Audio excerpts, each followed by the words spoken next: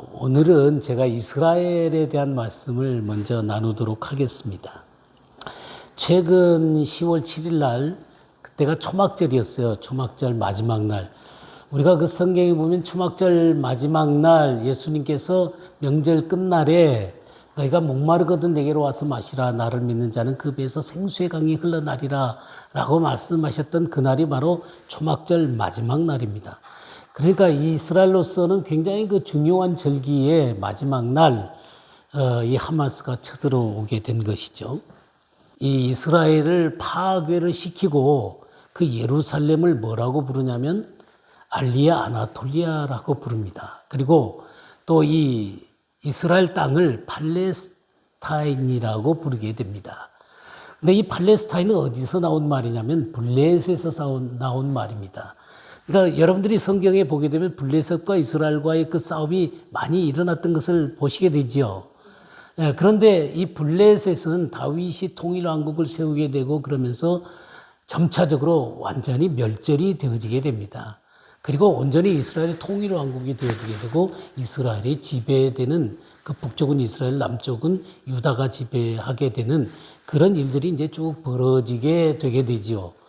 그러다가 이제 로마가 이 이스라엘을 점령을 하면서 이 성전이 파괴되어지고 이스라엘 백성들을 전부 다 내쫓아버려요. 왜냐면 맨날 그 로마에 대적을 하고 반란을 일으키고 그러니까 그냥 다 흩어버리게 되게 됩니다. 그렇게 되면서 이 이스라엘 땅을 팔레스타인이라고 부르게 되는 거예요. 그러니까 이 팔레스타인에 살고 있는 사람들은 아랍 사람들인데 본래 블레셋과 아무 관계가 없습니다. 그리고 이 아랍 사람들은 어떻게 그곳에 살게 되었냐면 1517년부터 1917년까지 오스만 터키라는 제국이 그 땅을 지배하고 있었습니다. 그 오스만 제국이 굉장히 컸거든요. 그런 그 가운데 이제 이 이스라엘을 다스리고 있었을 때 아랍 사람들이 이 오스만 터키의 변방 가운데 그냥 그곳에서 살고 있었던 것이죠. 그리고 또 그 가운데 유대인들도 좀 살고 있었습니다. 아랍 사람들만 산 게 아니라 유대인들도 좀 살고 있었어요. 자, 그러다가 1917년 1차 대전이 끝나게 되어지면서 이제 영국이 지배를 하게 되게 됩니다. 영국이 지배를 하게 되는데 영국이 니네들 독립시켜줄게 라고 얘기를 하면서 또 아랍 사람들한테는 또 니네들 또 독립시켜줄게 라고 하면서 이 두 곳에다 다 이 독립을 시켜주겠다라고 약속을 합니다. 근데 그렇게 되어지게 되면서 이 시간이 흘러가다가 2차 대전이 일어나게 되죠. 2차 대전이 일어나게 되는데 히틀러가 이스라엘 백성들을 600만을 죽이는 것에 대해서 알고 계시죠. 이제 그걸 보고 홀로코스트다 그렇게 얘기를 합니다. 홀로코스트. 이제 번제다 그런 의미죠. 저도 아우슈비츠를 가봤는데 거기에 그 600만이나 되는 사람들이 그 가스실에서 죽게 되는 그런 일들이 벌어지게 되게 됩니다. 이제 그렇게 되면서 전쟁이 딱 끝나고 나니까 어떤 사건들이 벌어지게 되냐면 그 600만이나 죽은 이 무섭게 큰 이 사건을 어떻게 이것을 처리해야 될 것이냐라는 것이 이 열국의 문제가 되어버리고 말았어요. 이 유럽 땅에서는, 그러니까 이스라엘 백성들을 나치가 600만을 죽일 때 그것에 대해서 별로 이의를 별로 제기하지 않았습니다. 여러분들 아우슈비츠에 가보게 되면 아우슈비츠로부터 유럽 전역에 뭐가 깔려 있냐면 철로가 깔려 있습니다. 철로가 깔려 있다는 얘기는 유럽 전체에서 이 잡아들인 유대인들을 아우슈비츠로 전부 다 몰고 갔거든요. 근데 만약에 그것을 반대하는 일들이 있었다면 이 철로들을 끊으면 되는 거거든요. 근데 한 군데도 안 끊어졌습니다. 이 얘기는 무슨 얘기냐면 유럽 전체가 다 공범이었다는 얘기입니다. 우리들이 알고 있었던 괴테 또 뭐 그 칸트, 바그너라든가 하여튼 그런 수많은 사람들, 그러니까 유럽의 이 사상가들이나 문인들도 전부 다 동의를 했어요. 이것에 반대한 사람들이 간혹 있긴 했는데 누구 같은 사람이냐면 보네퍼 같은 그런 신학자들은 반대를 하고 싸우다가 나중에 이 나치에게 잡혀서 죽습니다마는, 그러나 거의 이 유럽 전체가 이 이스라엘을 죽이는 데서는 전부 다 공범같이 그 일들을 했습니다. 그랬는데 이 전쟁이 딱 끝났단 말이에요. 전쟁이 딱 끝나고 나니까 도대체 이것을 어떻게 처리해야 될 것이냐가 굉장히 큰 문제화가 되게 된 것이죠. 그렇게 되면서 유엔이 저 나라 빨리 독립시키자. 그렇게 하면서 이 이스라엘을 독립을 시키게 됩니다. 근데 이 유엔의 결정이 또한 어떻게 된 것이었냐면 이스라엘만 독립시키는 것이 아니라 아랍 사람들도 독립을 시키자 이렇게 됐었어요. 근데 이 아랍 사람들은 독립을 하지 않았어요. 왜 그러냐면 이 독립을 이스라엘이 하자 이 주변에 있는 아랍 국가들, 그러니까 무슬림 국가들이죠. 무슬림 국가들이 니네들 독립만 해봐라. 영국이 떠나기만 해봐라. 너네들을 정말 지중해로 전부 다 몰아내버리겠다라고 생각을 하고 있었고, 이 아랍 사람들한테는 니네들 독립하지 말고 잠깐 나가 있어라. 쟤네들 다 초토하고 난 다음에 너네들에게 이 땅을 전부 다 주도록 하겠다라고 했습니다. 근데 이런 전쟁이 일어나게 됐는데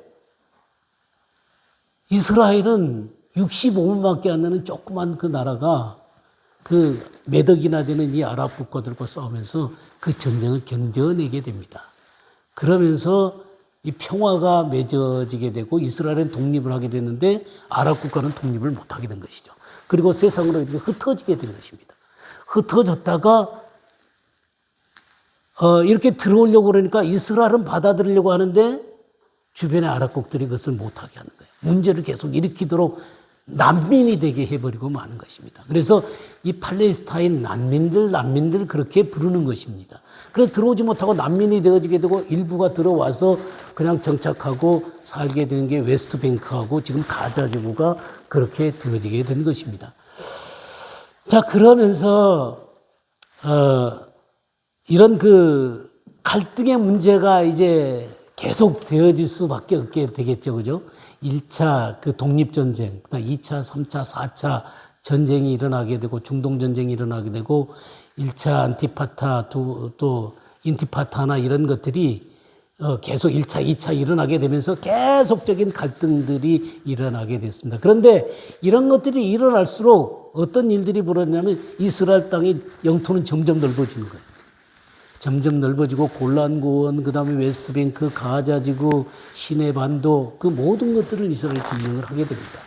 나중에 이 시내반도는 이집트한테 넘겨주고 이 웨스트뱅크하고 또 이 가자지구를 아랍 사람들한테 자치정부를 할 수 있도록 넘겨주게 되게 되는 것이죠. 근데 그런 가운데 이 아랍에 있는 무슬림 국가들은 이 유대인들이 와서 그곳에 정착하는 것들에 대해서 계속적인 반감을 갖고 있게 된 것이죠. 그런데 지금까지는 종교적인 전쟁이었어요. 무슬림하고 이스라엘하고 종교적인 전쟁인데 이번의 전쟁은 상당히 다른 양상을 띠고 있습니다. 어떤 얘기냐면 이 중동 지방에서 제일 유명한 게 뭐예요? 석유지요. 무슬림하고 석유가 중요한 것이잖아요. 근데 이 석유로 다 먹고 사는 나라들이 이제 사우디나 뭐 아랍에미레이트나 이런 것들이 전부 다 석유로 먹고 살지 않습니까? 근데 이게 이제 뭐 천년만년 계속 되어질 게 아니란 말이죠. 그러니까 이 사우디와 아랍에미레이트 같은 데서 곧 다가올 수 있는 미래의 먹거리들을 그들은 생각할 수밖에 없었습니다. 그러면서 4차 산업이 이제 오고 있잖아요. 그죠? 4차 산업의 길목 가운데 우리들이 있게 되게 되는데 이것에 대해서 이 굉장한 그 기술이나 이런 것들을 갖고 있는 나라가 어떤 나라냐면 이스라엘이란 말이에요. 우리나라도 이제 그런 것들이 굉장히 그 빠른 나라긴 하지만 하여튼 이스라엘도 원천 기술을 굉장히 많이 갖고 있는 나라란 말이죠. 그러니까 이 사우디하고 아랍에미레이트나 이런 나라들이 뭐냐면 아브라함 협정을 맺으려고 했습니다. 이 이스라엘하고 아브라함 협정을 맺으면서 그들의 미래의 먹거리들을 위해서 새롭게 그 활로를 모색하고 있는, 그러니까 평화 모드가 조성되어져 가고 있었습니다. 여러분, 네움시티라는 말 들어보셨죠? 네움시티 같은 것은 이제 우리나라하고 굉장히 그 많은 관련들을 갖고 있지 않습니까? 많은 기업들이 거기에 참여하고 있는데 이것이 뭐냐면 사우디에서 새롭게 자기네들이, 미래에 어떻게 우리나라를 새롭게 구축하면서 나갈 것이냐는 생각들 가운데서 나오는 것들이거든요. 근데 그런 가운데 이런 평화 무드가 조성되어져 가고 있었습니다. 근데 이 중동에서 주도권을 잡는 나라가 어떤 나라냐면 사우디하고 이란이 서로 갈등을 하고 있습니다. 시아파하고 수니파하고 그런 것들의 갈등을 일으키면서 이란과 사우디가 주도권을 잡고 있는데 이제 평화 무드가 조성이 되어지게 되고 점점 그렇게 되어지게 되면 어떤 일이 벌어지게 되면 이란은 완전히 왕따가 되어질 수밖에 없어요. 이게 이런 그 평화 무드 가운데서 한쪽으로 찌그러질 수밖에 없는 그런 상황이 오게 된 것입니다. 이런 상황을 타개하기 위해서 하마스나 헤즈볼라나 이런 시리아의 그 이슬람 반군들이나 이런 것들을 이란이 이렇게 그 뒤에서 밀어주면서 이번에 전쟁을 일으키게 되어지게 된 것입니다. 그러니까 이 전쟁이 일어나게 되면 필연적으로 전부 다 이게 무슬림 국가지 않습니까? 무슬림 국가니까 이 이스라엘을 쳐들어가서 그들이 나쁜 짓을 했음에도 불구하고 그들은 이슬람 국가들이기 때문에 그들의 그 겉으로라도 전부 다 편들어 줄 수밖에 없는 그런 상황으로 벌어지게 되는 것이죠. 그러면서 이것이 점차 격화되어져 가게 되어지게 되면 이 중동에 있는 이슬람 국가들이 하나로 다시 뭉쳐서 이스라엘을 대적을 하게 되어지게 되고 그렇게 하면서 주도권이 이란과 하마스에게로 올 거라고 생각을 한 것이죠. 그래서 일으킨 전쟁이 바로 이번 전쟁입니다. 근데 이번 전쟁 가운데 딱 닥치고 나니까 미국이 그냥 항공모함이나 그런 것들을 딱 그 2대나 이렇게 대놓고 그 다음에 이번에 이스라엘이 1,400명이 죽었거든요. 1,400명이 죽었는데 너무너무 비참한 모습으로 죽었습니다. 한 800 몇십 명의 그 시체가 누군가 하는 것들에 대해서는 이렇게 그 조사가 됐는데 수류탄 던지고 미사일 쏘고 그냥 참수시키고 그 팔다리 다 자르고 막 그런 일들을 너무나 많이 벌였기 때문에 거의 그 700여 군은 이게 누군지를 찾을 수가 없는 거예요. 그러니까 이 이스라엘로서는 굉장한 그 내면 가운데 트라우마가 있는 민족이거든요. 생각해 보세요. 600만이나 되는 사람들이 아우슈비츠에서 죽었던. 그러니까 이 히틀러가 이 라스트 솔루션, 마지막 해결책으로 인종 청소를 하려고 죽이려고 했던 게 이 유대인이거든요. 근데 이 유대인들은 그렇게 죽은 트라우마가 그들에게 있는데 그때의 사건 이후로 너무 놀라운 사건이 지금 벌어지게 된 거예요. 그러니까 이들 속에서는 이 문제는 어떤 문제와 직결되냐면 생존의 문제와 직결되어지게 되는 것입니다. 그리고 이 600만이나 죽은 이 트라우마를 갖고 있는 이 민족은 절대로 이 문제를 그냥 좌시할 수가 없습니다. 그냥 유야무야로 넘어갈 수가 없어요. 그냥 평화에서 넘어갈 수가 없습니다. 왜냐하면 이거 그냥 넘어가게 되면 계속 이런 일들이 벌어지게 되겠죠. 그러니까 이 이스라엘은 가자의 하마스에 대해서 그냥 쓸어버릴 작정을 하고 있는 것입니다. 이게 시간이 빠르냐 좀 늦냐의 문제지 이번에 이스라엘은 이 전쟁을 끝장을 볼 겁니다. 왜냐하면 이건 생존의 문제이기 때문에 그렇습니다. 그러니까 잘못 건드린 거죠. 잘못 건드린 겁니다.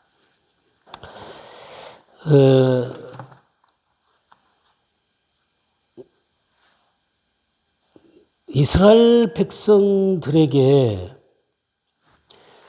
우리가 이스라엘 백성들을 이해를 하려면 왜 이 근본적으로 이 이스라엘 땅으로 이스라엘 백성들이 찾아갈 수밖에 없었는가? 그것은 뭐냐면 하나님의 언약 때문에 그렇습니다. 2차 대전이 끝나고 나서 이스라엘에게 우간다를 주겠다. 우간다 지방에 주겠다. 또 중국 어느 만주 쪽에 이스라엘 땅을 주겠다. 뭐 이런 얘기들이 많이 있었습니다. 그러나 이스라엘 백성들은 그것을 원하지 않았어요. 약속의 땅, 하나님께서 약속한 그 땅으로 우리를 들여보내달라. 그리고 거기서 독립을 하게 된 것입니다. 근데 그게 오랫동안 오스만 터키 때부터 몇백 년을 살아왔던 이 사람들이, 이 무슬림 사람들이 이것을 쉽게 받아들이기 어려운 이런 상황 가운데서 근본적으로 이런 문제가 깔려 있는 거거든요. 근데 이 이스라엘을 이해하기 위해서는 어디부터 시작을 해야 되냐면 아브라함부터 시작을 해야 됩니다. 너 본토 친척 아비집을 떠나서 내가 내게 지시할 땅으로 가라. 내가 너로 큰 민족을 이루게 하겠다. 너로 창대하게 하겠다. 너로 복의 근원으로 삼게 하겠다.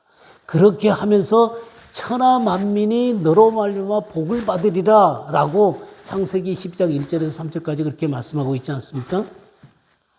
여기에 중대한 약속이 있습니다. 그건 뭐냐면 이 땅을 너와 자손에게 주겠다는 것입니다. 그러니까 하나님께서 아브라함에게 땅을 약속을 하세요.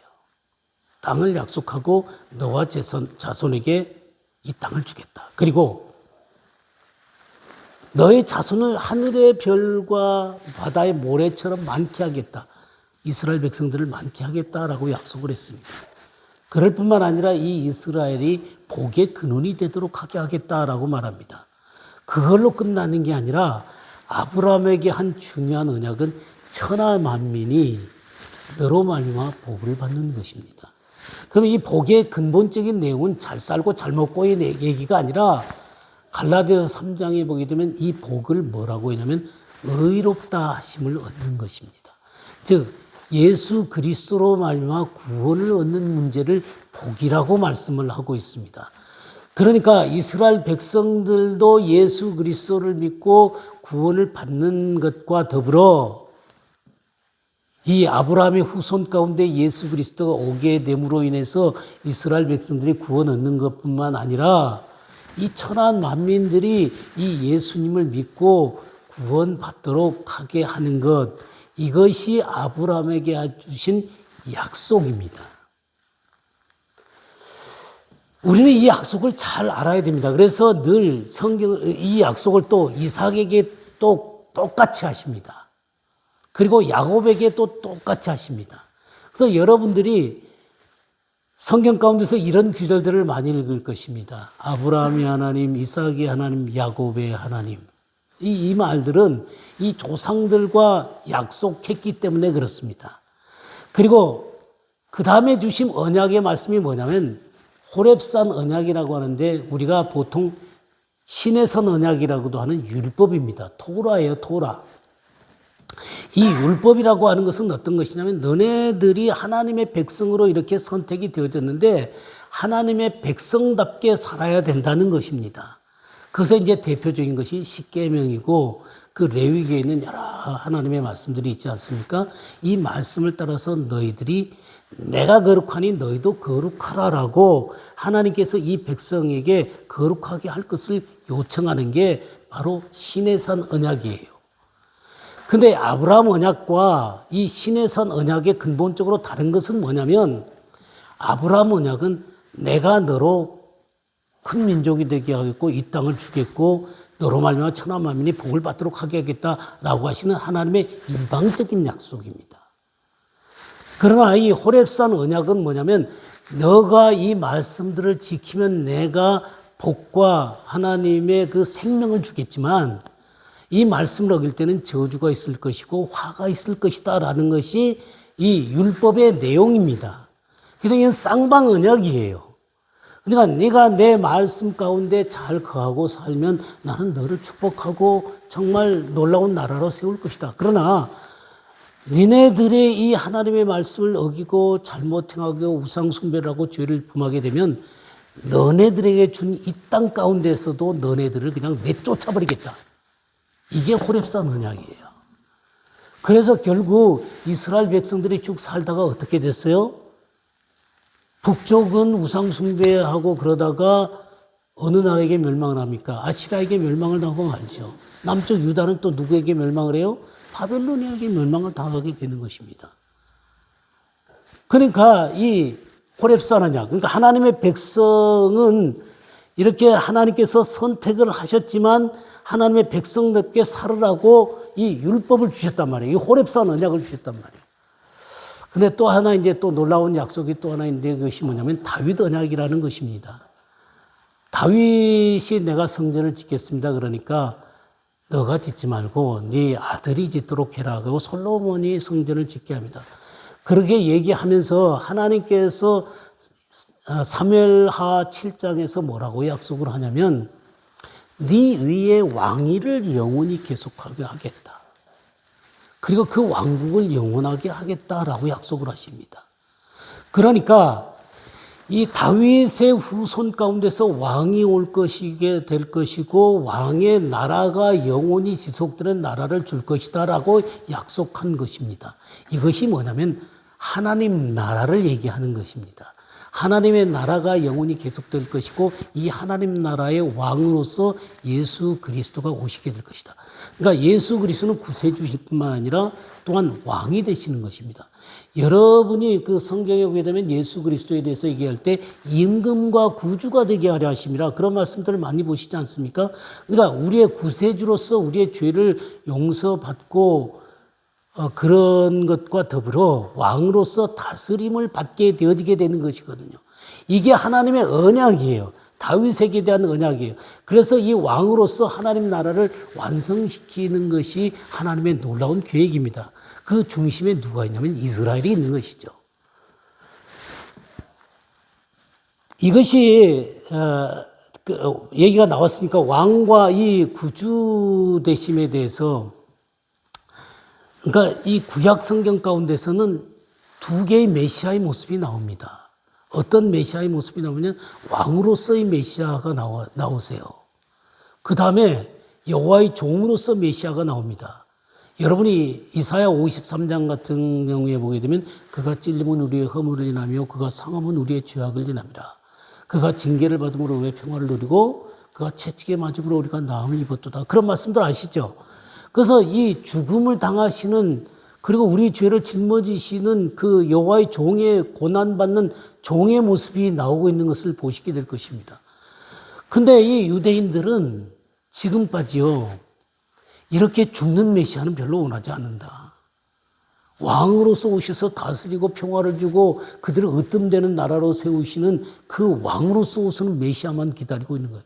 그래서 지금도 그들은 예수님을 안 믿습니다. 왕으로서 오시는 메시아만 기다리고 있어요. 그래서 이 유대인들한테 묻습니다. 왜 예수님을 믿지 않냐? 그러면 두 가지 얘기를 합니다. 뭐냐면 어떻게 그분이 오셨는데 왜 이 세상이 아직도 이 모양이냐?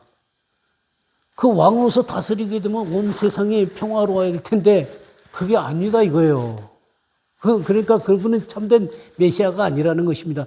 그리고 메시아가 죽는 그런 시시한 메시아는 자기네들이 믿지 않겠다는 것입니다. 그러니까 왕으로서의 메시아만 기다리고 있는 거예요. 그러니까 그들에게는 이 구속의 문제가 해결되지 않는 것입니다. 자, 근데 이제 또 하나 이스라엘 백성들이 그렇게 살아가면서 계속 범죄를 하니까 예레미야를 통해서 또 하나의 놀라운 언약을 하나 주십니다. 그것을 보고 우리가 새 언약이다 그럽니다. 여러분들이 예레미야 31장 31절에서 34절을 보게 되면 이 새 언약이 나오게 되는데 이 새 언약의 내용이 뭐냐면 내가 이스라엘 집과 유다 집에 맺을 새 언약이라 그럽니다. 그러니까 이 언약을 받는 게 누구예요? 이스라엘 집과 유다 집에 세울 새 언약. 그 다음에 두 번째는 뭐냐면 애굽 땅에서 너희를 인도할 때 주었던 그 언약과 같지 않다. 너희들 그 언약을 어긴, 호렙산 언약이죠. 호렙산 언약이 율법을 어겼기 때문에 내가 이 새 언약을 줄 텐데 그것을 어떻게 하냐면 내가 너네들의 마음판에다가 새겨주겠다. 그러니까 돌판이 아니라 마음판에 새겨주겠다. 이게 두 번째예요. 그러니까 이 새 언약 내용의 세 번째는 뭐냐면 큰 자로부터 작은 자까지 전부 다 나를 알게 될 것이다. 이게 이 새 언약에 있는 세 번째 내용입니다. 그러니까 이스라엘 백성들의 큰 자로부터 작은 자까지 전부 다 하나님 앞에 온전하게 돌아오는 모습을 얘기를 합니다. 그 다음에 네 번째가 뭐냐면 그들의 죄를 없이 하겠다. 이스라엘 백성들의 죄를 내가 씻어내 주겠다라고 약속을 하십니다. 이게 네 번째 이 새 언약 가운데 있는 내용입니다. 근데 우리는 보통 이제 우리 이방인들은 하나님한테 아무것도 받지 않은 사람들이거든요. 그냥 우상 숭배하다가 어느 날 복음을 우리가 들었어요. 예수 그리스도가 우리의 구세주 되시고 왕 되시고 그분을 믿게 되면 우리의 모든 죄가 용서되어지게 되고 하나님의 자녀가 되어지게 되고 하나님과 관계가 맺어지게 되고 하나님과 더불어 동행하게 되는 하나님의 백성으로서의 삶을 살아가는 새 언약의 백성이 됩니다라고 우리는 복음을 듣게 됩니다. 그러니까 우리 예수님을 믿으면 그냥 새 언약 속으로 들어가는 사람들이 되는 거예요. 우리에게는 옛날에 뭐 율법을 주신 거나 그런 거 없었어요. 근데 이 새 언약을 주실 때 이스라엘 집과 유다 집에 맺은 새 언약 그랬어요. 새 언약이라는 얘기는 옛날 언약이 있었다는 얘기죠. 옛날 언약이 뭐예요? 율법을 주셨단 말이에요. 근데 그걸 지키지 않아서 하나님께서 새 언약을 주겠다는 것입니다. 그리고 그 새 언약을 줘갖고 그들의 내면 가운데 심겨주겠다는 거예요. 그리고 큰 자로부터 작은 자까지 전부 다 회개하고 예수님께 나와서 구원받을 수 있는 기회를 주겠다는 겁니다. 그 다음에 네 번째로 그들의 모든 죄를 없이해 주겠다는 겁니다. 이게 하나님의 놀라운 약속이에요. 그러니까 하나님은 그들을 선택했을 뿐만 아니라 결론적으로 어떤 문제까지 나아가게 하시려고 그러냐면 이 이스라엘 백성들이 스스로 하나님의 말씀을 온전히 지키지 못함으로 바벨론에 쫓겨가고 나중에 로마에게 쫓겨가서 이 온 세상에 흩어지는 그런 고통들을 당하지만 결론적으로 하나님께서는 이 이스라엘 백성들을 큰 자로부터 작은 자까지 전부 다 주님을 알게 하고 그들의 심령 가운데 하나님의 성령으로 하나님의 말씀을 새겨주시고 그들의 죄를 없이 하게 함으로 말미암아 온전한 하나님의 백성이 되게 하셔서 선택한 백성으로서 또 하나님의 백성으로서 그 길을 걸어갈 수 있는 민족으로 세워주겠다는 약속이 바로 새 언약입니다. 근데 이 놀라운 새 언약을 우리 이방인들은 그냥 은혜로 우리 에베소서 2장을 한번 볼까요? 에베소서 2장 11절 이하를 볼까요? 그러므로 생각하라. 에베소 2장 11절. 그러므로 생각하라. 너희는 그때 육체로는 이방인이요 손으로는 육체에 행한 할례를 받은 무리라 칭하는 자들로부터 할례를 받지 않은 무리라 칭함을 받는 자들이라. 그때 너희는 그리스도 밖에 있었고 이스라엘 나라 밖의 사람이라. 약속의 언약들에 대해는 외인이요 세상에서는 소망이 없고 하나님도 없는 자들이니. 이게 이방인이에요. 하나님도 없고 그리스도도 없고 소망도 없고 그냥 우상 숭배만 하다가 죄만 짓다가 하나님께 온전한 경배도 드리지 않고 있다가 복음을 듣고 은혜로 구원을 받으셨죠. 너희가 그 은혜를 인하여 믿음으로 말미암아 구원을 얻었나니 이것이 너희에게서 난 것이 아니라 하나님의 선물이라.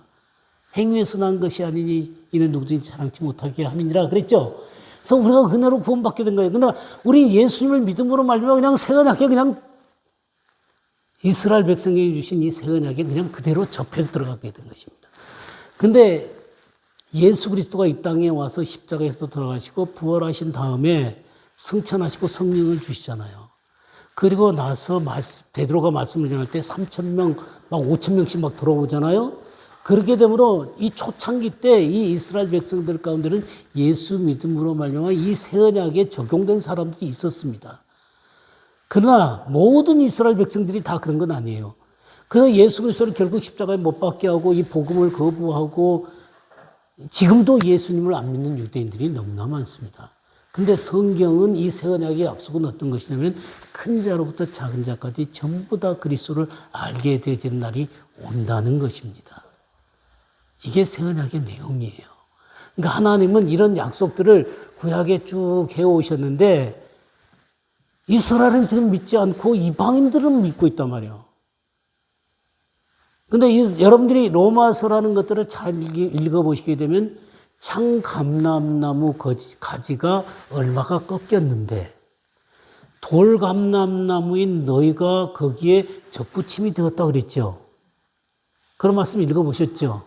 예, 그건 어떤 것이냐면 창감람나무 가지 얼마가 그랬어요. 얼마가 전부 다가 아니에요. 얼마가 꺾였는데 거기에 이방인들이 돌감나무가 접붙임이 된 것입니다. 말하자면 하나님의 백성으로서 하나님을 섬기던 이 이스라엘이 꺾여져 나갔어요. 그러니까 희생이 되어지게 된 것입니다. 새로운 주인공들이 들어서게 됐어요.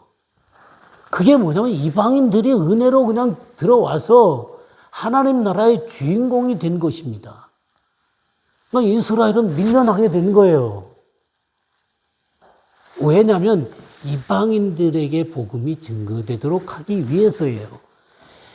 여러분들은 이 성경의 이 흐름들을 잘 아는 것이 필요합니다. 이사야 6장에 보게 되면 하나님의 영광이 나타나게 되어지고 이사야가 막 화로다 나이 망하게 되었다 막 그런 장면들 아시죠? 그러니까 그 천사가 이렇게 그 화저로 이 돌을 갖다가 대니까 죄가 사해졌다 그러잖아요. 그러면서 하나님이 묻습니다. 내가 누구를 버리면 누가 우리를 위해서 갈고 그러니까 이사야가 내가 여기 있는 나를 보내소서 그러잖아요. 자, 근데 너무 이상한 말씀을 하세요. 자, 우리가 부르심을 받았을 때 내가 여기 있습니다. 그럼 가서 복음을 전하고 많은 사람을 구원해라 그럴 텐데 하나님이 뭐라고 말씀하시냐면 이 백성은 마음으로 듣기 어렵고 이 귀로도 귀가 막혀 있고 눈이 어두워져서 네가 말한 것을 들으지 않을 것이다. 그들이 혹시 들을까 봐 내가 걱정이다라고 하면서 그들의 귀가 막히고 눈이 멀고 그 마음이 굳어 있는 그런 상태에 있다는 것을 알려라라고 얘기합니다. 그러니까 이사야가 너무 놀래가지고 그거 언제까지 그럽니까?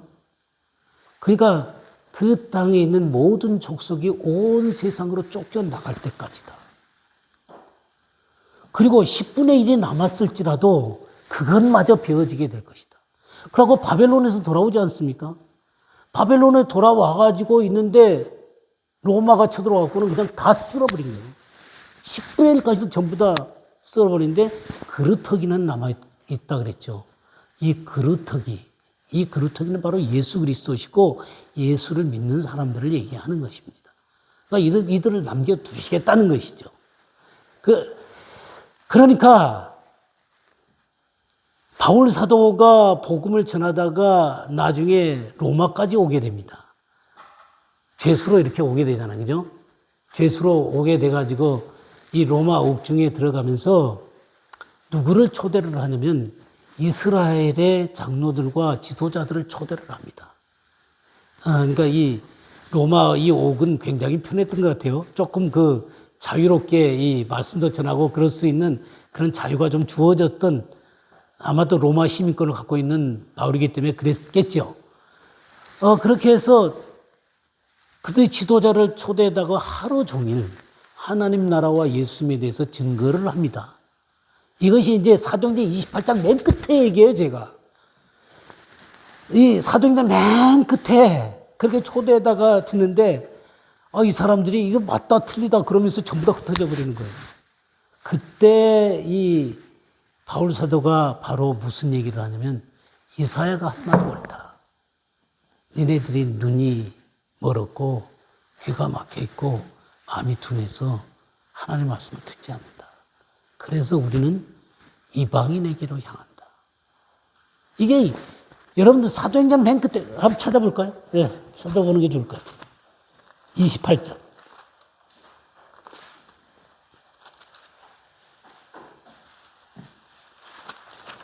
28장 24절부터 보겠습니다. 그 말을 믿는 사람도 있고 믿지 아니하는 사람도 있어 서로 맞지 아니하여 흩어질 때에 바울이 한 말로 이르되 성령이 선지자 이사야를 통하여 너희 조상들에게 말씀하신 것이 옳도다 이랬을 때 이 백성에 가서 말하기를 너희가 듣기는 들어도 도무지 깨닫지 못하며 보기는 보아도 도무지 알지 못하느니라.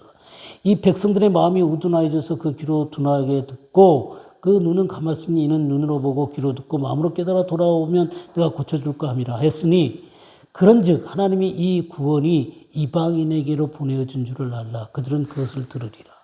예, 이 복음이 이방인에게로 향하게 되어지게 됩니다. 마치 이스라엘 백성들에게서 이 복음이 떠나버리게 되는 마지막 귀절 같은 그런 말씀입니다.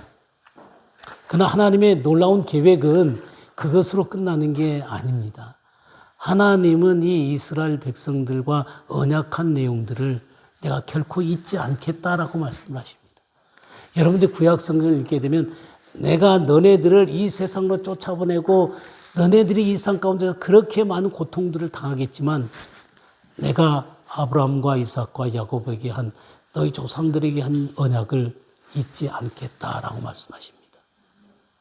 한 번도 하나님은 이 언약을 잃어버린 적이 없습니다. 바로 이 이스라엘의 나라는 아브라함과 이삭과 야곱의 그 언약 속에 그 위에 세워진 나라가 바로 이 이스라엘입니다.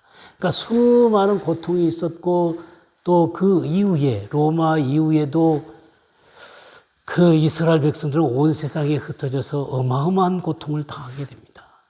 가는 곳마다 멸시천대를 당하고 뭐 패스트가 일어나게 되면 패스트를 이 유대인들이 만들었다. 뭐 그렇게 하고 또 개토에다 가둬놓고 직장 같은 것 안 주고 그러니까 돈놀이밖에 할 수 없잖아요. 그러니까 뭐 베니스 상인 같은 데 보게 되면 그 유대인으로 나온 그 샤일록인가 그 돈놀이 하는 사람 그런 종류의 사람들밖에 나오질 않습니다. 보석공 빨리 그냥 집어넣고 튈 수 있는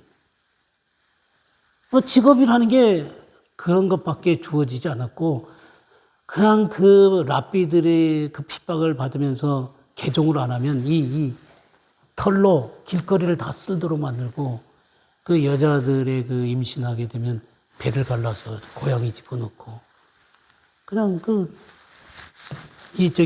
애를 낳을 때까지 잘해요. 그러다가 애를 창밖으로 탁 던져버립니다. 그러면 밑에서 이 총칼로 탁 애들을 하고 그러니까 이게 이스라엘에 당해왔던 일들이에요.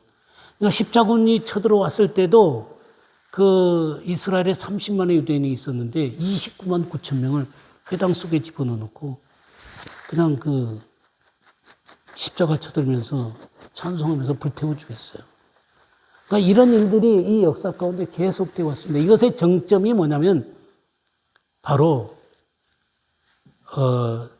이 아우슈비츠에 600만이 죽은 그런 문제입니다. 그러니까 하나님에 의해서 선택이 되어지게 되고 하나님의 말씀을 가지게 되어졌고 또 예수 그리스도를 이 땅에 내보내신 민족이며 또한 복음 하나님의 말씀을 전부 다 기록해서 복음까지 우리들에게 전해준 민족이지만 그들이 당한 고통은 어마어마하게 컸다라고 하는 것이죠.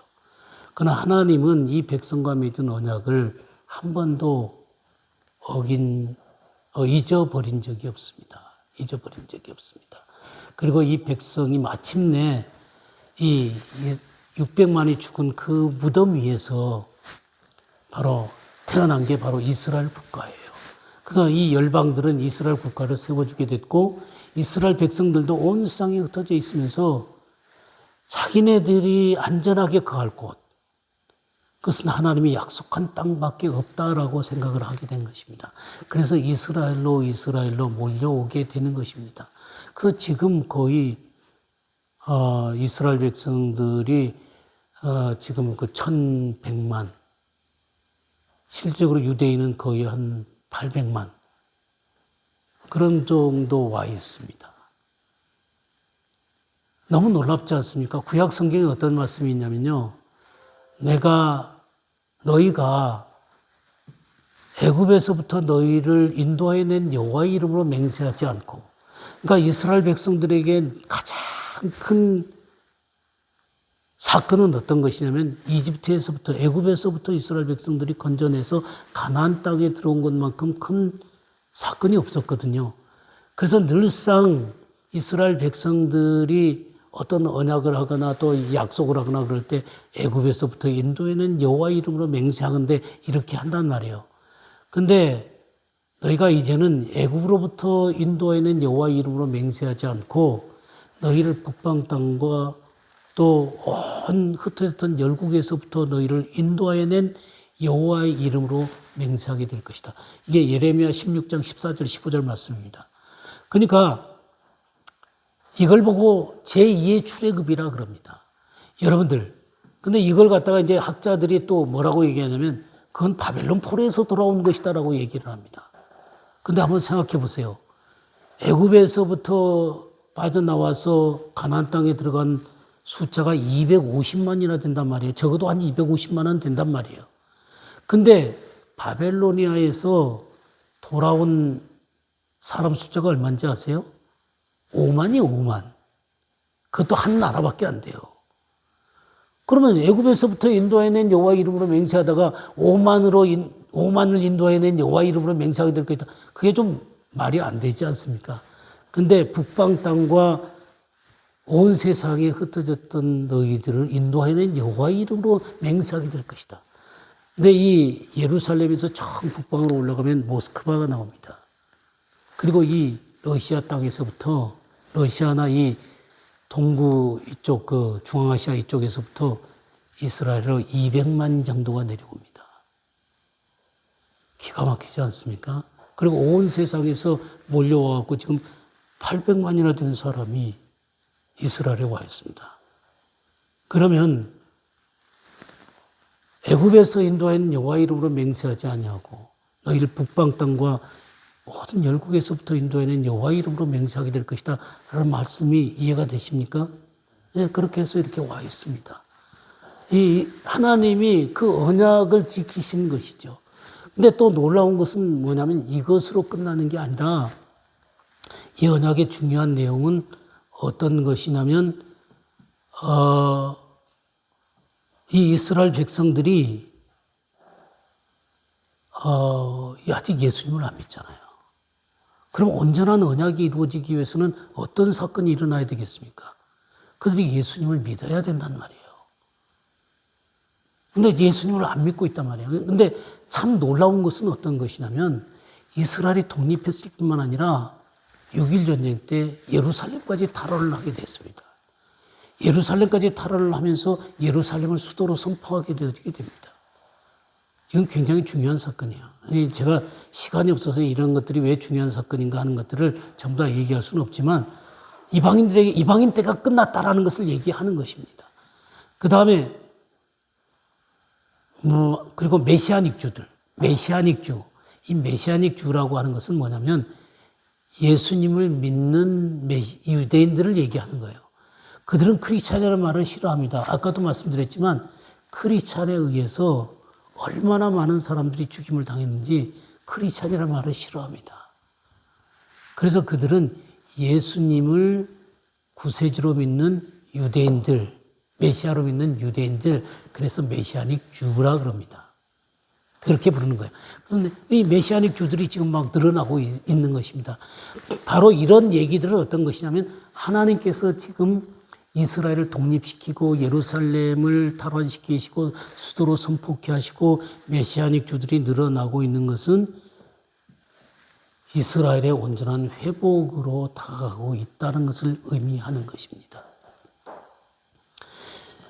주님이 다시 오실 때 두 가지 중요한 약속을 합니다. 하나는 뭐냐면 여러분도 잘 아실 수 있는 얘기인데 이 천국 복음이 모든 민족에게 증거되리니 그제야 끝이 오리라. 이 말씀 많이 들으셨죠? 그래서 선교가 이루어지기 위해서는 모든 민족에게 복음이 증거돼야 된다. 이게 마태복음 24장 14절 말씀입니다. 이 말씀을 잘 아시겠지만 이 말씀이 이루어져야 되는 것 하나. 또 하나가 어떤 것이냐면 바루카바 베시 마도나이. 그러니까 이게 어떤 내용이냐면 마태복음 23장 39절 말씀입니다. 찬송하리로다 주의 이름으로 오시는 이여 할 때까지 너희가 나를 보지 못할 것이다. 그 얘기는 다른 말로 하면 찬송합니다. 주님 오세요라고 그들이 부르짖는다면 주님이 오신다는 겁니다. 이 얘기는 이스라엘에 대한 얘기예요. 내가 너희를 암탉이 제 새끼를 모음같이 내가 너희를 모으려고 했던 것이 몇 번이냐? 그러나 너희가 원하지 아니하였도다. 라고 하면서 너희가 찬송하리로다 주의 이름으로 오시느니 할 때까지 나를 보지 못할 것이다. 그 얘기는 그들이 예수님을 믿게 되어지게 되고 정말 하나님 앞에 돌아오게 되면 주님이 오신다는 것입니다.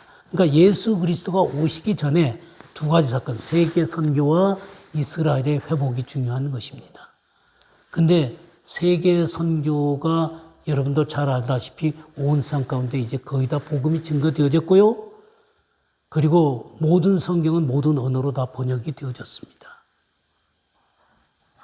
복음이 온 세상 가운데 증거되어졌다는 얘기입니다. 근데 놀랍게 이스라엘이 독립을 하게 되고 예루살렘이 탈환되어지게 되고 예수 믿는 유대인들이 늘어나고 있다는 것입니다. 그리고 온 세상에 이스라엘은 지금 한 4만 정도 됩니다만은 온 세상에는 100만 정도의 유대인이 예수님을 믿고 있습니다. 너무너무 놀라운 사건입니다. 말하자면 주님이 오실 시간이 점점 가까이 오고 있다라고 하는 것을 말해주고 있는 것입니다. 이스라엘 회복은 두 가지 양상으로 나타납니다. 여러분들 잘 알지만 에스겔서 37장에 보게 되면 어떤 사건이 나오냐면 에스겔 골짜기에 수많은 뼈들이 있습니다. 그래서 그 뼈들이 살겠느냐 하니까 주님이 아십니다. 그러니까 살아나게 하라고 선언하니까 살아나잖아요. 또 생기가 없으니까 생기를 태어나라 그러니까 생기가 들어가서 이 뼈 저 뼈 맞아들으면서 큰 군대처럼 일어나잖아요. 이것에 대해서 많은 부흥사들이 영적으로 살아나야 된다는 얘기를 많이 합니다. 이 죽은 자들의 뼈들이 살아나듯이 영적으로 살아나야 된다는 얘기를 하는데 사실 이것은 근본적으로 그 얘기가 아닙니다. 물론 그렇게 말씀을 전할 수도 있습니다. 그러나 그 얘기가 아니에요. 어떤 얘기냐면 한번 찾아보겠습니다. 에스겔서 37장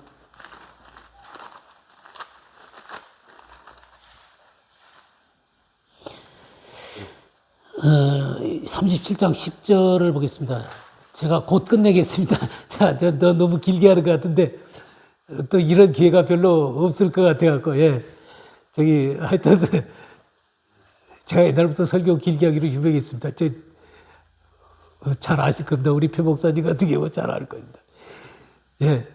하여튼 에스겔서 37장 10절 이에 내가 그 명령대로 대언하였더니 생기가 그들에게 들어가며 그들이 곧 살아나서 일어나서는데 극히 큰 군대더라 그랬죠.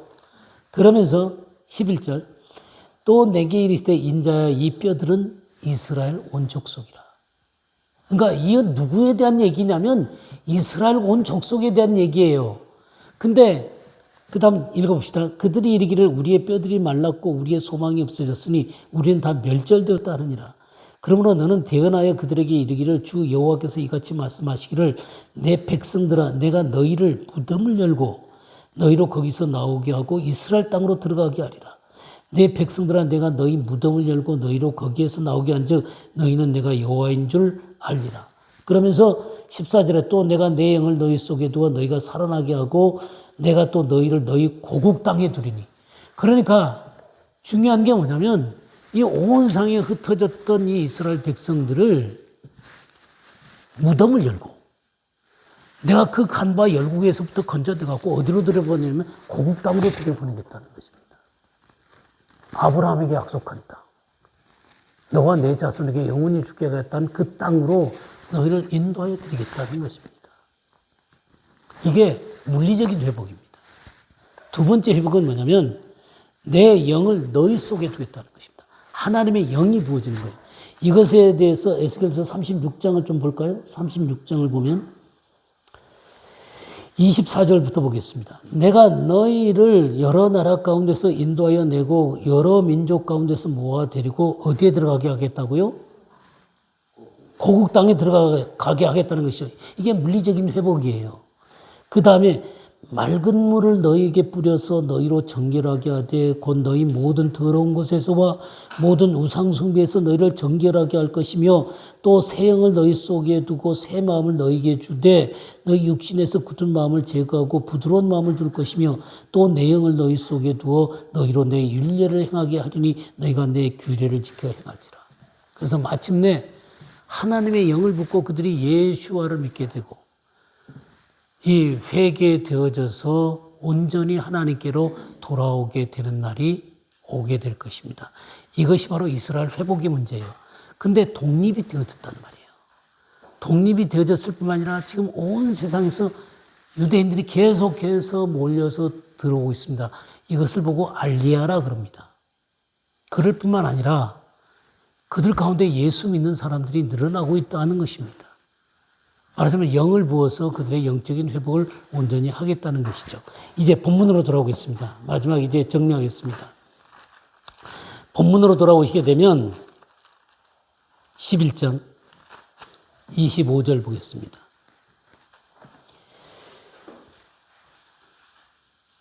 형제들아 너희가 스스로 지혜 있다면서 이 신비를 너희가 모르기를 내가 원하지 아니하노니 그러니까 정말 하나님 안에 지혜로운 사람들은 이 신비를 알게 됩니다. 이 미스테리를 알게 되어요. 그러니까 여러분들이 진정으로 하나님 안에서 지혜롭기 원하십니까? 지혜롭기 원하십니까? 네. 그러면 이 신비를 알아야 돼요. 이 신비를 알아야 되는데 그 신비가 뭐냐면 이방인의 충만한 수가 들어오기까지 이스라엘이 들어는 우둔하게 된 것이라. 그러니까 이방인들의 충만한 수, 하나님이 정하신 숫자가 있을 거 아닙니까? 그 이방인의 충만한 수가 들어오기까지 이스라엘이 전부 다 우둔하게 되었다 그랬습니까? 더러는. 아까 가지 얼마가 꺾였는데 더러는 우둔하게 됐다.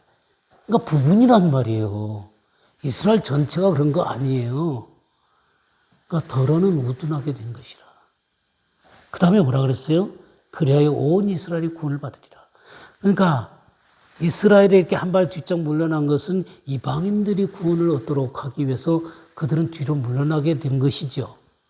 그러다가 또 이스라엘이 온전하게 구원받게 될 것입니다. 이게 어떤 이스라엘이 구원받는다 그랬어요? 온 이스라엘이 구원을 받으리라. 그러니까 큰 자로부터 작은 자까지 전부 다 나를 알게 될 것이다. 구원자가 시온에서 오사 야곱에게서 경건하지 않은 것을 돌이키시겠고 주님의 재림이죠. 내가 그들의 죄를 없이 할 때에 그들에게 이루어질 내 언약이 이것이라 한 것 같으니라. 여기 언약이 나오는 것을 보게 됩니다. 바로 이 모든 회복이 그들에게 이루어질 내 언약이 이것이다. 그들의 죄를 없이 하게 될 때에 아까 새 언약에서 큰 자로부터 작은 자까지 전부 다 나를 안다 그랬죠. 그리고 그들의 모든 죄가 없어진다 그랬죠. 그런 것들이 이루어질 때 이 언약이 온전히 이루어지게 될 것이다라고 하는 것이죠. 하나님은 한 번도 이스라엘을 버린 적이 없습니다. 이방인들을 위해서 그냥 내주셨고 물론 그들이 죄를 범해서 하나님은 공의로우신 하나님이기 때문에 심판도 하시고 내쫓기도 하시고 그렇게 하셨습니다마는 결코 하나님의 언약을 철회한 적이 없습니다. 그들은 그 땅으로 돌아왔고 지금 예수님을 믿고 있고 그리고 온전하게 회복이 되어질 날이 오게 될 것입니다. 이것이 그렇게 돼서 충만한 이방인의 숫자와 온 이스라엘이 구원받게 됨으로 말미암아 이 둘이 한 세 사람이 되어지는 것. 그러니까 아브라함에게 처음 약속했을 때 너희들로 복의 근원을 삼을 뿐만 아니라 온 천하 만민이 복을 받게 될 것이다 라고 함으로 말미암아 이스라엘도 복을 받고 온 천하 만민이 복을 받게 되어지는 구원받게 되어지는 이 놀라운 하나님의 계획이 이 마지막 때도 이 충만한 이방인의 숫자가 들어오게 되고 온 이스라엘이 구원받게 됨으로 말미암아 그들이 그리스도 안에서 하나가 되어지는 것입니다. 이것을 보고 에베소서에서는 뭐라고 했냐면 한 세 사람을 이룬다 그럽니다. 한번 볼까요? 그것만 보고 마치겠습니다. 에베소서 2장 14절부터 보겠습니다. 13절부터 보겠습니다. 이제는 전에 멀리 있던 너희가 그리스도 예수 안에서 그리스도의 피로 가까워졌느니라. 그러니까 이방인들을 얘기하는 거예요. 멀리 있었던 이방인들 너희가 이 그리스도 예수 안에서 그리스도의 피로 가까워졌느니라. 그는 우리의 화평이신지라 둘로 하나를 만드사 원수된 것 곧 중간에 막힌 담을 자기 육체로 의시고 법정으로 된 계명의 율법을 폐하셨으니 이는 이 둘로 자기 안에서 뭐를 이룬다고요? 한 세 사람을 지어 화평하게 하시고 한 세 사람 원유맨을 이루게 되는 것입니다. 바로 이 원유맨, 이건 이방인만도 아니고 이스라엘만도 아니고 이 둘이 십자가 안에서 서로 하나가 되어지는 한 세 사람. 이것이 바로 그리스도가 다시 오실 때 주님을 맞이하는 주님의 신부인 것입니다. 여러분들이 이 이스라엘에 대한 하나님의 이 놀라운 사랑들을 생각하시고, 저는 극히 일부분밖에 지금 이스라엘에 대해서 얘기하지 않았습니다. 이 구약 성경에 그렇게 어마어마하게 예언되어져 있고 또 신약 속에서도 말씀하고 계시는 이 이스라엘에 대한 눈이 열리셔서 하나님이 마지막 때 하나님의 백성인 이스라엘 백성들을 돌아오게 하고 있다는 것, 그런 것들을 보시고 정말 그리스도 안에서 그들을 환영해 주시고 기뻐해 주시고 또 마음을 넓히셔서 정말 이들을 위해서 기도해 주시기를 바랍니다. 예루살렘의 평화를 위해서 기도하라. 예루살렘을 사랑하는 자는 형통하리로다 그랬죠. 그래서 정말 그렇게 이스라엘을 위해서 기도하는 여러분들이 되어지게 되기를 간절히 바랍니다. 네, 기도하겠습니다.